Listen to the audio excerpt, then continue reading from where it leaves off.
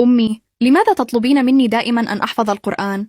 لأن القرآن يا ولدي كلام الله، ومن حفظه حفظه الله في قلبه وحياته. وهل حفظ القرآن صعب؟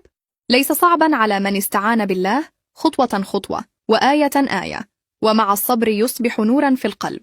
وماذا يفعل القرآن في قلبي؟ يجعلك مطمئنا قويا قريبا من الله، ويعلمك كيف تكون صادقا رحيما ومؤدبا. هل أنا صغير على حفظه؟ بل أنت في أفضل عمر للحفظ، قلبك نقي وذاكرتك قوية، وكل آية تحفظها ستبقى معك طوال حياتك. وهل يفرح الله عندما أحفظ القرآن؟